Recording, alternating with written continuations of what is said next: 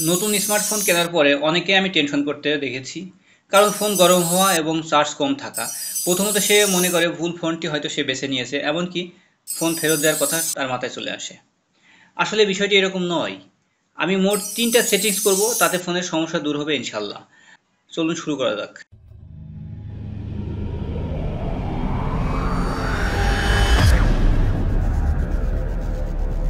আমরা চলে যাচ্ছি 1 নম্বর সেটিংসে। প্রথমে ফোনের সেটিংস অপশন ওপেন করে ফেলবেন।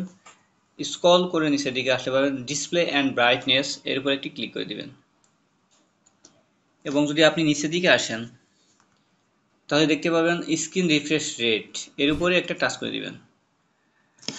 বন্ধুরা, আমার ফোনে আছে 90 গিগাহার্টজ এবং 60 গিগাহার্টজ। আমি 60 গিগাহার্টজ সিলেকশন করব। আপনার যদি 120 গিগাহার্টজ থাকে তাহলে আপনি 90 সিলেকশন করবেন, তাহলে আপনার ফোন বেটার একটি পারফরমেন্স দিবে। এরপরে আমরা চলে যাব 2 নম্বর সেটিংসে। প্রথমে আবারও সেটিংস ওপেন করছি এবং এখান থেকে আমি চলে যাচ্ছি হচ্ছে অ্যাডিশনাল সেটিংস, এর উপরে একটি ট্যাপ করে দিচ্ছি। এবং যদি একটু নিচের দিকে আসি, তাহলে দেখতে পাবেন অ্যাক্সেসিবিলিটি একটি অপশন আছে, এখানে ক্লিক করে দিবেন। এবং এখান থেকে আপনি ভিশনের উপর ক্লিক করে দিবেন।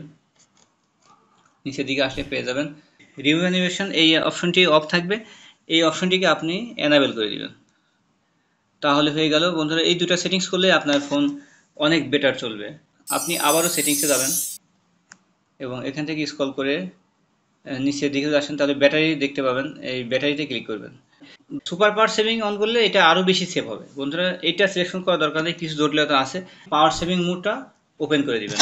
এই হলো তৃতীয় সেটিংস। আমি নিশ্চিত করে বলতে পারি আপনার ফোন আগে থেকে অনেক বেশিক্ষণ চার্জ থাকবে এবং আপনার ফোন গরম হবে না এবং ফোন স্মুথলি ব্যবহার করতে পারবেন।